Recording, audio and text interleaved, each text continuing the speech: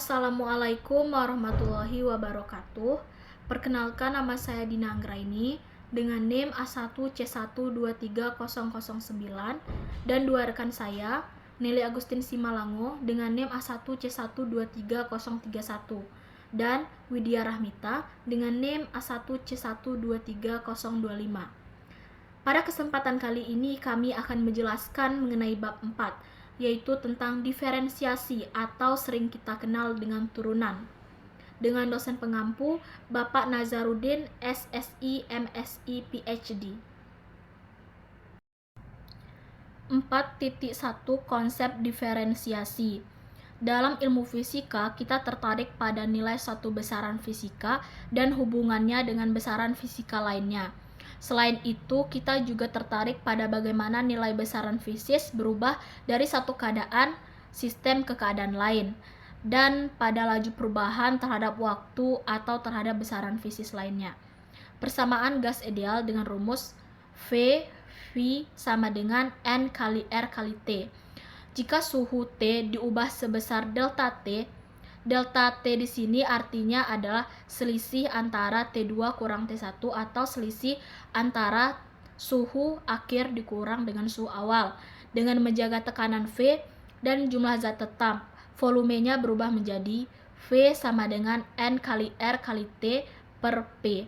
V tambah delta V sama dengan N kali R buka kurung T tambah delta T per P.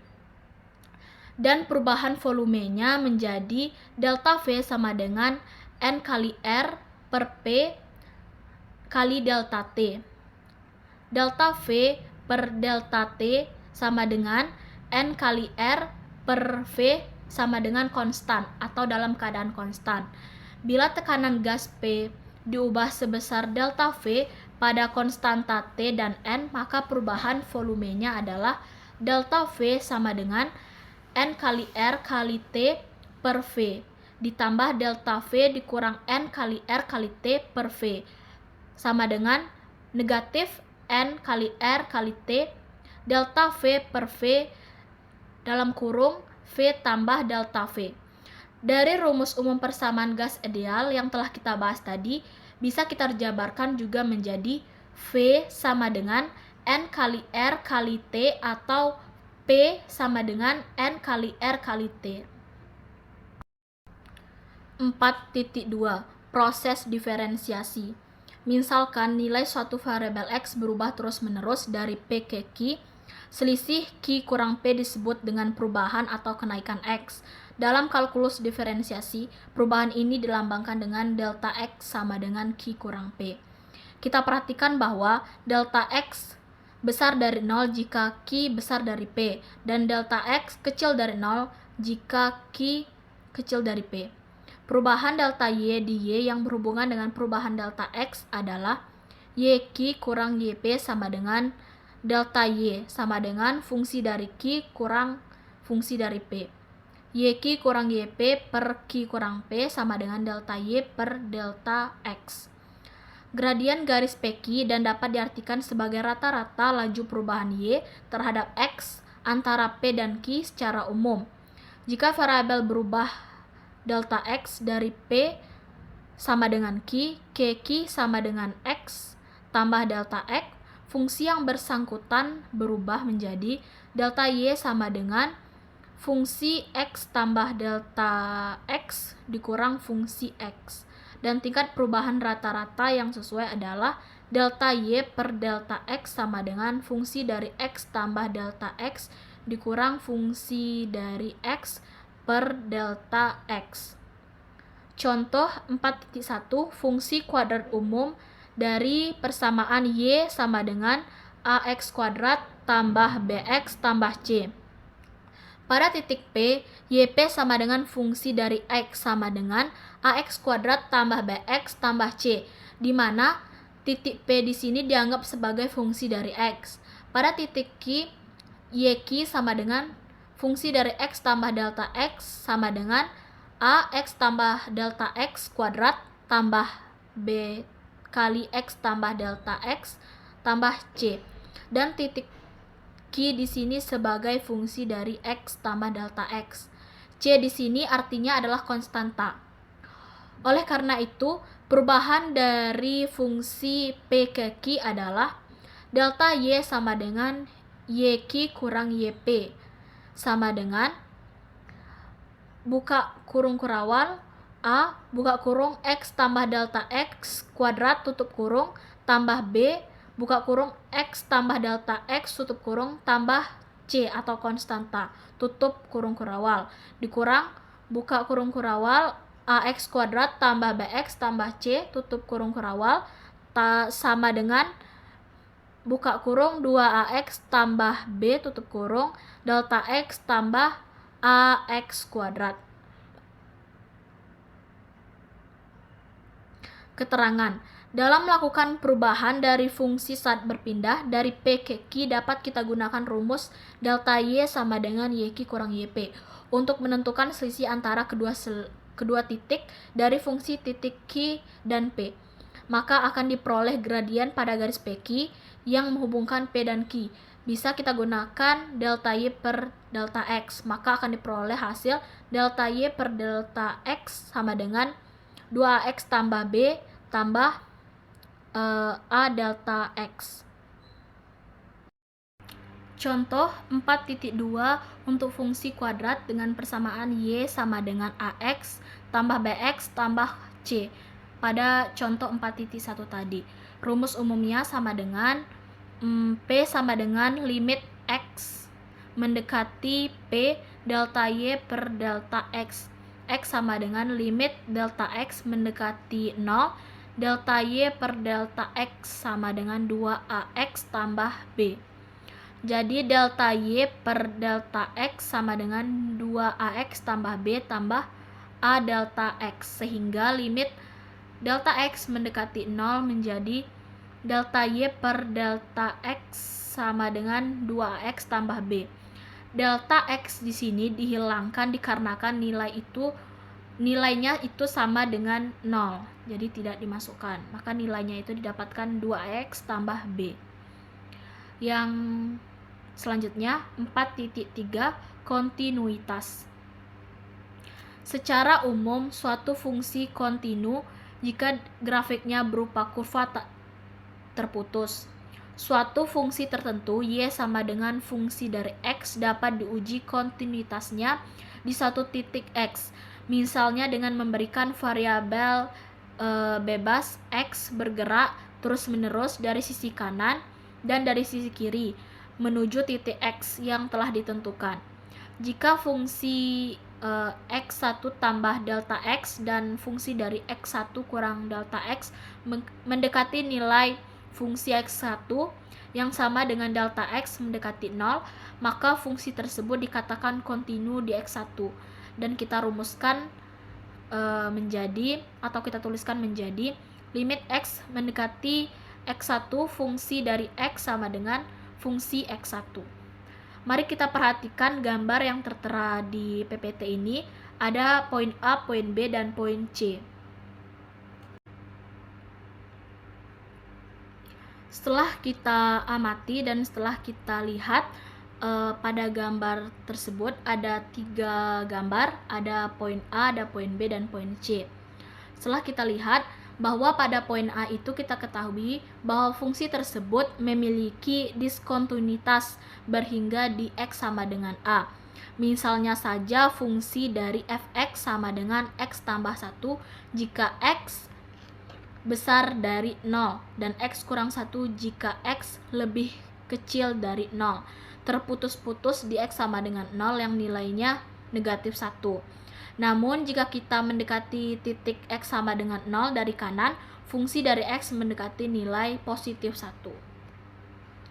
Pada poin B kita ketahui fungsi tersebut memiliki diskontinuitas tak hingga di X sama dengan B.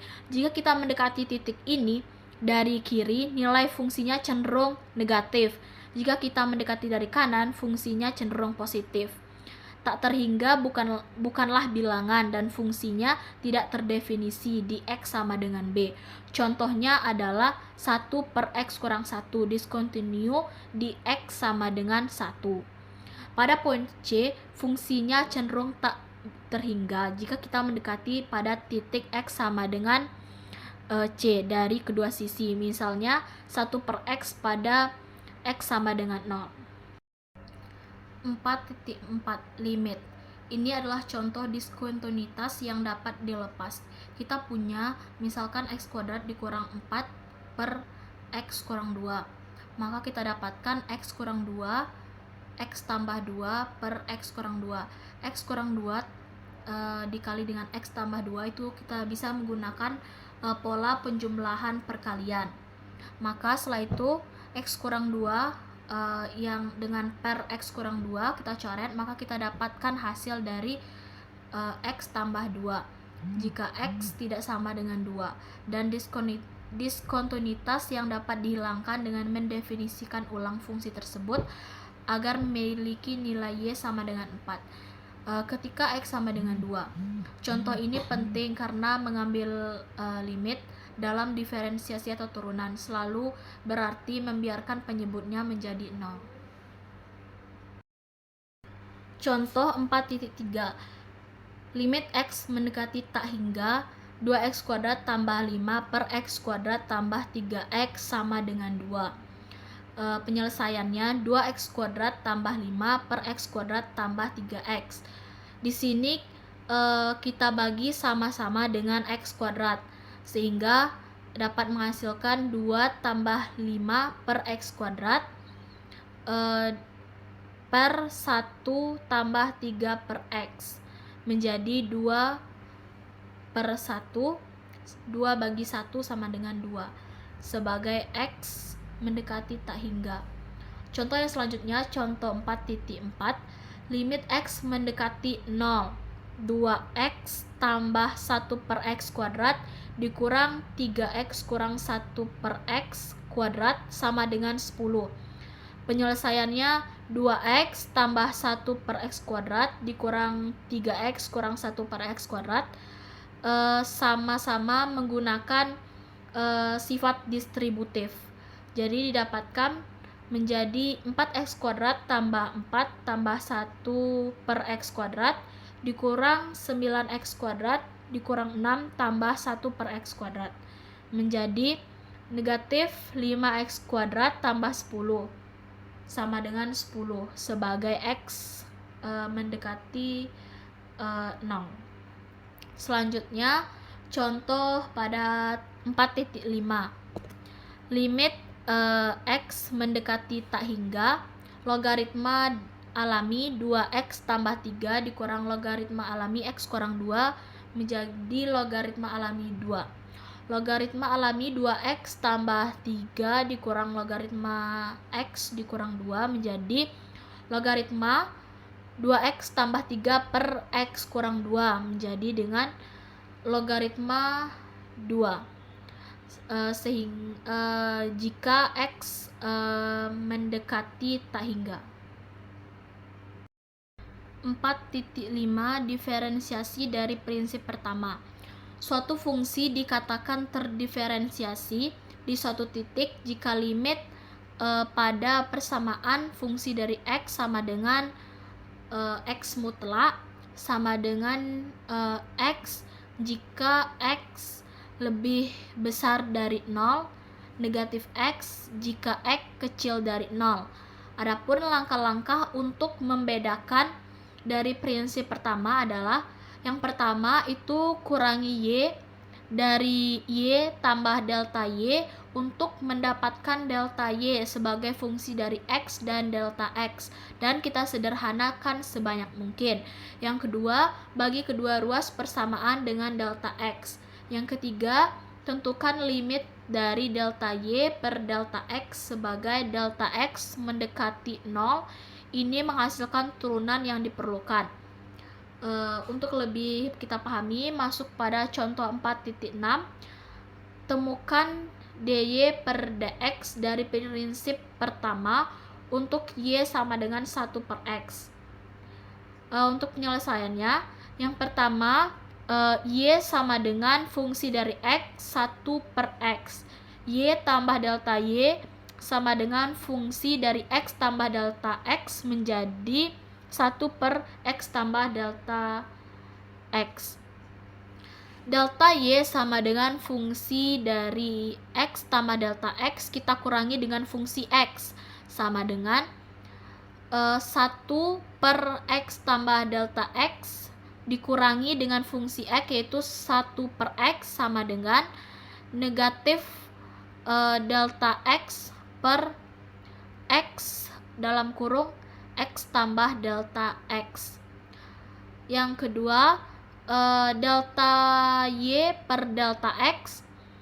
Delta Y kita ketahui yaitu negatif 1. Kita kurangi dengan delta X setelah kita dapatkan tadi yaitu X buka kurung X tambah delta X. Cara yang ketiga untuk mengetahui dy per dx sama dengan limit delta X mendekati 0. Delta Y per delta dx sama dengan negatif 1 per X kuadrat. Karena delta Y dan delta X tadi itu kan negatif 1 per X dalam kurung X tambah delta X. Delta X di sini dihilang karena dikarenakan delta X di sini memiliki nilai 0. Jadi kita dapatkan negatif 1 per X kuadrat. Contoh 4.7 bedakan akar X. Yang pertama, Y sama dengan akar X, Y tambah delta Y sama dengan akar dari X tambah delta X.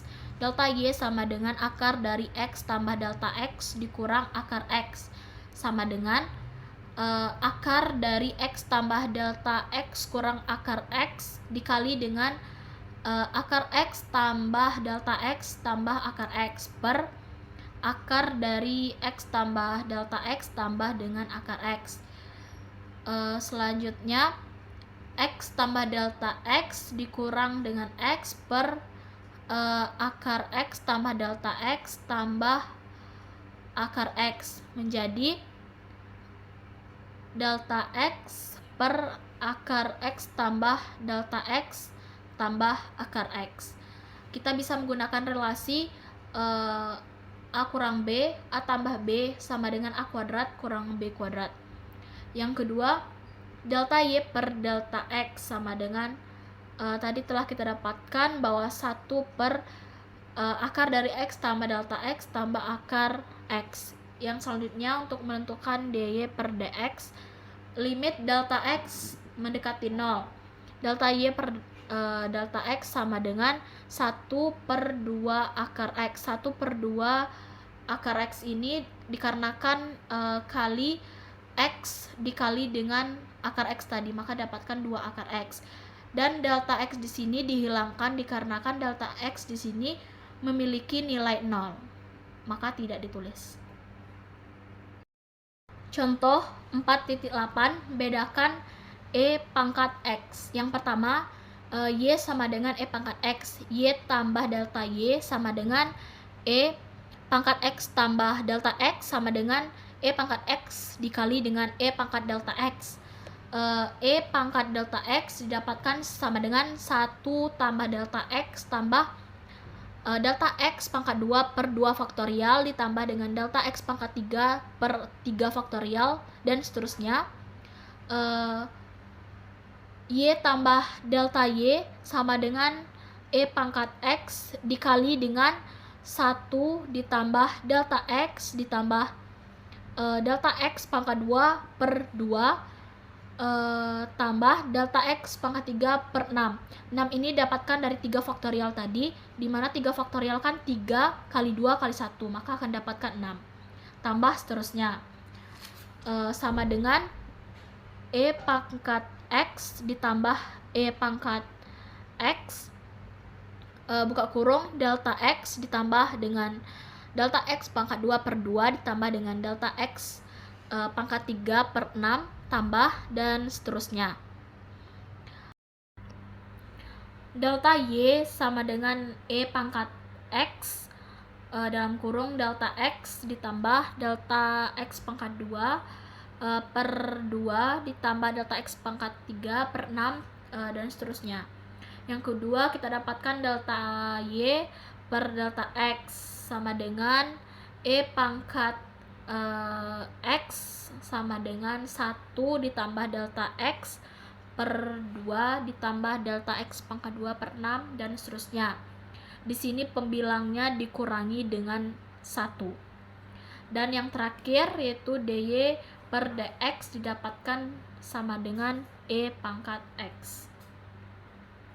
Di sini saya ingin menjelaskan tentang matematika kimia, yaitu yang pertama differentiation by rule, yang kedua implicit functions context, yang ketiga logarithmic differentiation, yang keempat successive differentiation. Yang pertama yaitu differentiation by rule. Diferensiasi berdasarkan aturan meskipun semua fungsi dapat dibedakan dari prinsip pertama. Diferensiasi dapat dilakukan dalam praktek dengan mengikuti seperangkat aturan. Contoh yang pertama yaitu tentang y sama dengan x pangkat 5. Untuk menemukan turunan pertama dy per dx dari fungsi ini, kita mengalihkan eksponen awal dengan koefisien dan mengurangi eksponennya dengan 1. Jadi dy per dx sama dengan 5x pangkat 5 min 1 sama dengan 5x pangkat 4. Yang kedua yaitu tentang fx sama dengan x pangkat min 1 per 2. Turunan pertama f dari fungsi ini melibatkan eksponen negatif. Untuk menurunkannya, kita mengurangkan eksponen dari min 1 per 2 menjadi min 1 per 2 min 1 sama dengan min 3 per 2. Dan faktor negatifnya tetap ada, jadi fx sama dengan min x pangkat min 3 per 2. Contoh yang ketiga yaitu fx sama dengan x pangkat 0,3. Dalam kasus ini eksponennya adalah 0,3 dan turunan pertama melibatkan mengendalikannya dengan eksponen yang baru yaitu min 0,7 dan faktor tetapnya jadi fx sama dengan 0,3 x pangkat 0,7. Semoga penjelasan ini membantu Anda memahami cara menemukan turunan pertama dari fungsi-fungsi tersebut. Baik, kita akan lanjut ke fungsi kedua. Kedua yaitu implicit functions context. Fungsi implisit, setiap hubungan fungsional antara dua variabel x dan y dapat dinyatakan dalam bentuk implisit.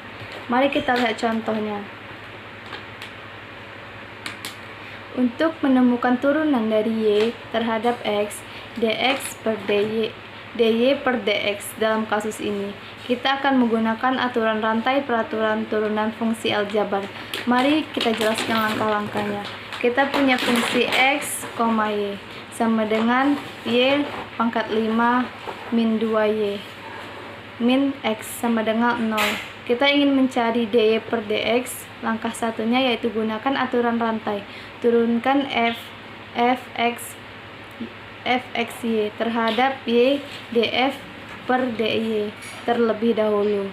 Df per dy sama dengan 5y pangkat 4 min 2. Langkah yang kedua yaitu turunan fxy terhadap x df per dx dengan mengurangi x dari kedua sisi persamaan. 0 sama dengan df per dy yaitu min 1 df per dx. 0,5y pangkat 4 min 2 dy per dx min 1. Langkah yang ketiga, isolasikan dy per dx dengan membagikan seluruh persamaan oleh 5y pangkat 4 min 2. Baik, kita lanjut yang ketiga.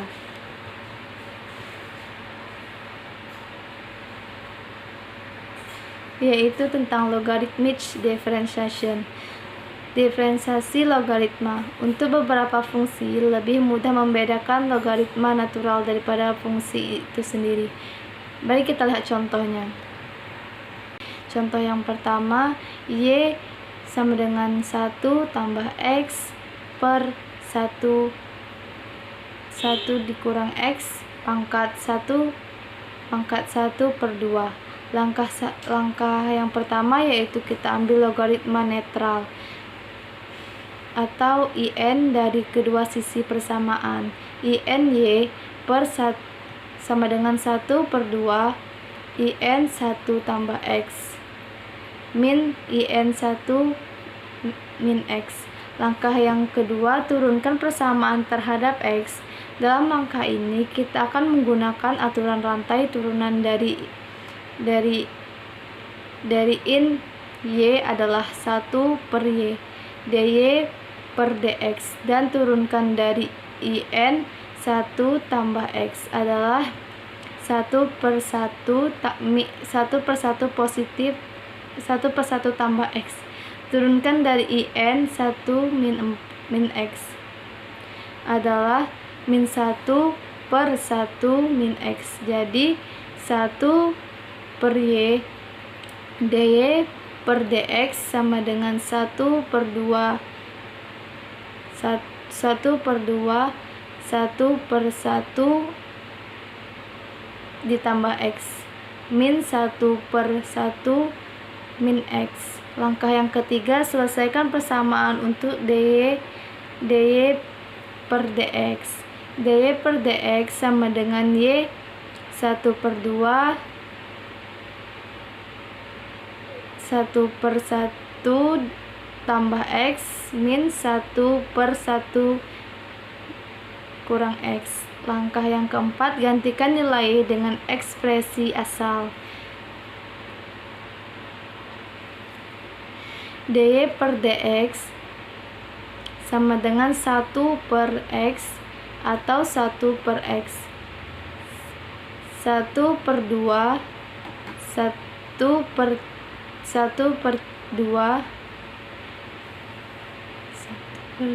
1 per 2 1 per 1 tambah X min 1 per 1 min X. Sederhanakan ekspresi ini untuk mendapatkan hasil akhir. Yang kedua, Y. Contoh yang kedua yaitu Y sama dengan A pangkat X. Langkah 1 yang diambil adalah logaritma natural IN dari kedua sisi persamaan. IN Y sama dengan X IN A. Langkah kedua, turunkan persamaan terhadap X. Dalam langkah ini, turunan dari IN Y adalah 1 per Y dy per dx, dan turunan dari X ini adalah IN A adalah IN A, jadi 1 per Y dy per dx sama dengan IN A. Langkah ketiga, selesaikan persamaan untuk dy per dx. dy per dx sama dengan Y in A. Gantikan nilai dengan ekspresi asal. dy per dx sama dengan A pangkat X IN A. Yang ketiga yaitu Y sama contoh yang ketiga yaitu Y per X pangkat X. Langkah 1, ambil logaritma natural IN dari kedua sisi persamaan. IN Y sama dengan X IN X.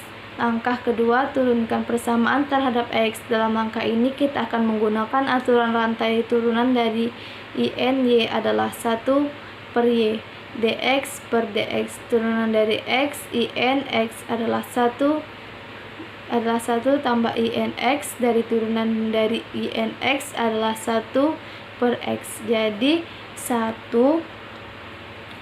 per Y dy tambah dx sama dengan 1 IN X. Langkah ketiga, selesaikan persamaan untuk dy per dx.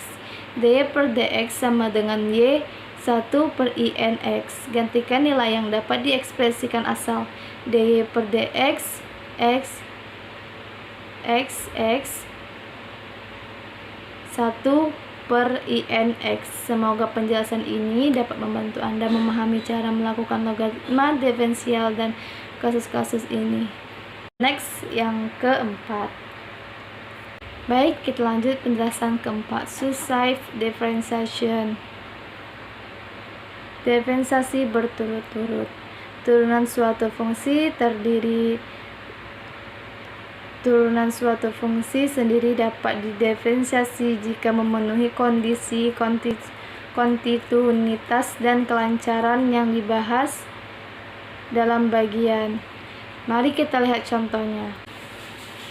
Menyelesaikan turunan dari sin AX adalah sebagai berikut. Kita diberikan fx sin AX. Langkah 1, turunkan fx terhadap x. Vx sama dengan d per dx sin AX. Kita dapat menggunakan aturan rantai dalam kasus ini. Turunkan dari sin AX adalah cos AX. Dari derivatif dan derivatif dari dalam adalah A. Jadi fx sama dengan A cos AX. Yang kedua, turunkan fx terhadap x lagi. Fx sama dengan d per dx A cos AX. Sekali lagi aturan rantai diterapkan di sini. Turunkan dari A cos AX adalah min A pangkat 2 sin AX. Jadi fx sama dengan min A pangkat 2 sin AX. Langkah yang ketiga, turunkan fx terhadap x sekali lagi. fx sama dengan d per dx min A pangkat 2 sin AX. Turunkan lagi dari min A pangkat 2 sin AX adalah min A pangkat 3 cos AX. fx sama dengan min A pangkat 3 cos AX. Ini adalah turunan order ketiga dari sin AX. Langkah yang keempat, turunkan fx terhadap x sekali lagi.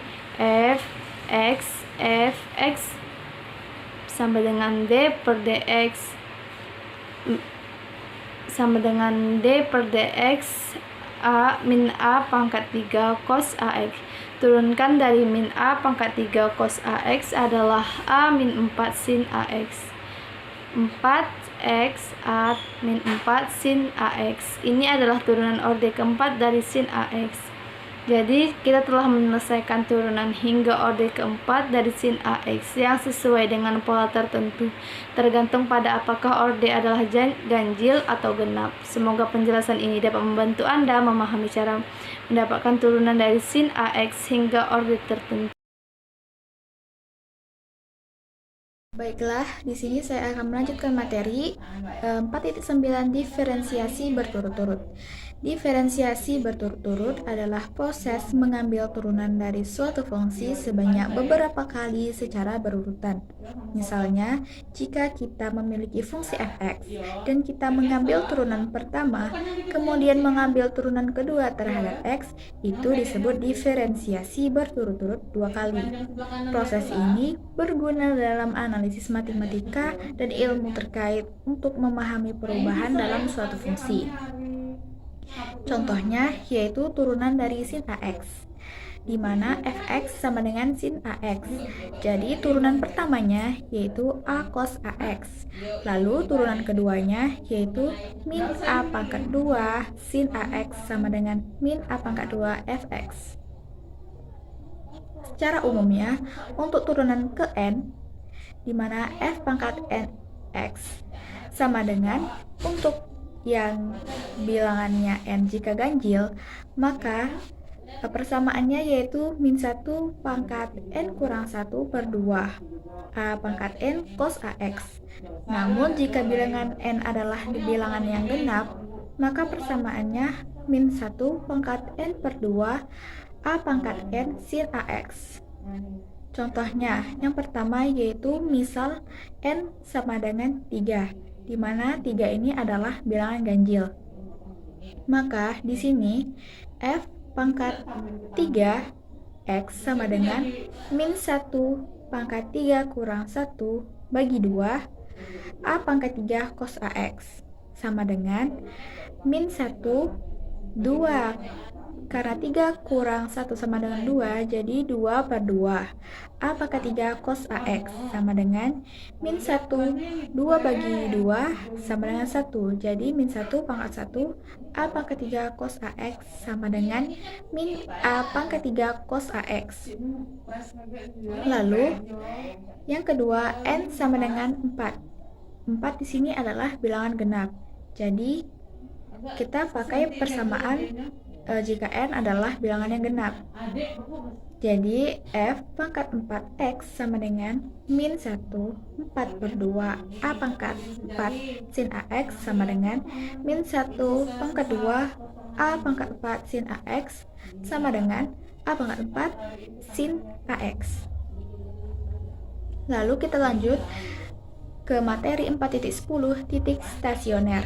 Titik stasioner ini adalah titik di mana turunan pertama suatu fungsi terhadap variabel independennya atau biasanya derivatif pertama sama dengan 0. Dalam matematika, titik stasioner ini seringkali digunakan untuk menentukan titik maksimum, minimum, atau titik tonggak dari suatu fungsi. Titik stasioner ini merupakan titik kritis yang penting dalam analisis dan optimasi fungsi matematis.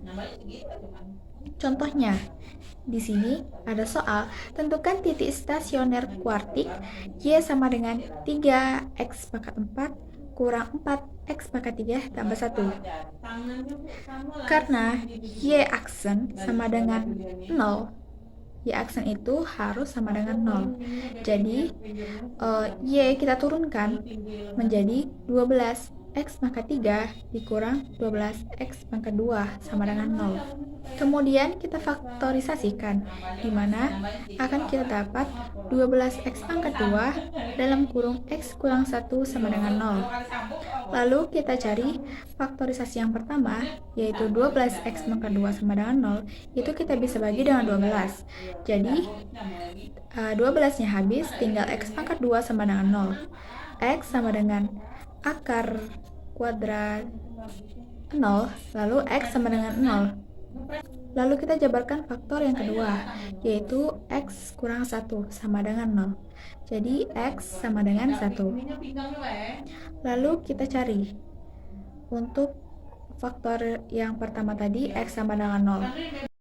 Kita masukkan ke persamaan yang belum diturunkan. Jadinya Y sama dengan 3 dikali 0 pangkat 4 dikurang 4 kali 0 pangkat 3 ditambah 1. Dimana 3 kali 0 pangkat 4 itu 0 dikurang 0 juga karena 4 kali 0 pangkat 3 0 dan tambah 1. Jadi 0 tambah 1 sama dengan 1. Faktor yang kedua yaitu X sama dengan 1. Jadi di sini Y sama dengan 3 kali 1 pangkat 4 dikurang 4 kali 1 pangkat 3 ditambah 1. Sama dengan 3 dikurang 4 tambah 1 sama dengan min 1 ditambah 1 dan hasilnya sama dengan 0. Jadi di sini titik stasionernya adalah 0,1 dan 1,0. Lanjut ke materi 4.11 gerak linier dan sudut. Gerak linier adalah gerak benda dalam garis lurus, di mana benda bergerak sepanjang suatu jalur atau lintasan tanpa melibatkan perputaran. Contoh gerak linier termasuk pergeseran benda dari satu lokasi ke lokasi lain dalam satu dimensi atau 3 dimensi. Sedangkan gerak sudut atau gerak rotasi adalah gerakan di mana benda berputar atau bergerak mengelilingi suatu titik pusat.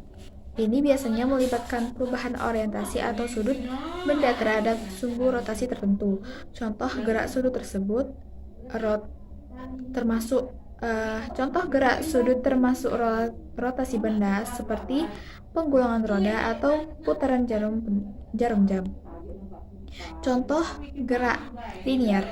Di sini ada soal, sebuah mobil bergerak dengan kecepatan konstan 60 km per jam selama 3 jam. Berapa jarak yang telah ditempuh mobil tersebut? Jadi di sini kita bisa menggunakan rumus jarak sama dengan kecepatan dikali waktu, di mana kecepatannya adalah 60 km dikali dengan 100 meter per 3.600 detik. dikali 3 jam sama dengan 16,67 meter per sekon atau per detik kali 3 jam. Maka kita akan mendapatkan hasil 50,01 km. Lalu contoh yang kedua yaitu contoh gerak sudut. Ada sebuah roda berputar dengan laju 300 rotasi per menit. Berapa sudut putaran yang dilakukan oleh roda tersebut dalam 10 detik? Di sini kita bisa menggunakan rumus sudut sama dengan laju putaran dikali 2pi dikali waktu dalam menit. Dimana seperti yang kita tahu, laju putarannya adalah 300 rpm. Lalu kita kalikan dengan 2pi dan kita kalikan lagi waktu dalam menit. Jadi di sini 10 detiknya dibagi dengan 60 menit, maka dapat hasil 1/6 menit. Lalu kita kalikan hasil yang telah kita dapatkan ini menjadi 100 pi radian. Lalu kita lanjut ke materi 4.12 diferensial. Diferensial adalah pengukuran perubahan kecil dalam suatu variabel terhadap variabel lain. Dalam diferensial, kita sering berbicara tentang diferensial pertama atau perubahan dalam fungsi terhadap perubahan variabel independen, dan diferensial kedua atau perubahan dalam turunan fungsi terhadap perubahan variabel independen itu sendiri. Ini adalah konsep penting dalam kalkulus dan digunakan untuk memahami perubahan dalam berbagai konteks ilmiah. Contohnya, ada fungsi gt sama dengan 2t pangkat 3 kurang 5t pangkat 2 ditambah 7t kurang 1, menggambarkan posisi sebuah objek terhadap waktu. Lalu yang ditanyakan, hitung kecepatan objek saat t tersebut sama dengan 3. Lalu kita jawab, gt harus kita turunkan terlebih dahulu ke turunan pertama. Jadi 2t pangkat 3 itu sama dengan 6t pangkat 2 dikurang 10t ditambah 7. Lalu kita masukkan nilai t yaitu 3, di mana G aksen 3 sama dengan 6 kali 3 pangkat 2 dikurang 10 kali 3 tambah 7. Dan 6 kali 9 54 dikurang 30 tambah 7 dan hasilnya adalah 30 meter per sekon. Baiklah, itulah tadi beberapa materi yang telah disampaikan pada kelompok kami. Semoga apa yang telah kami sampaikan dapat dimengerti dan dipahami dengan baik. Terima kasih. Wassalamualaikum warahmatullahi wabarakatuh.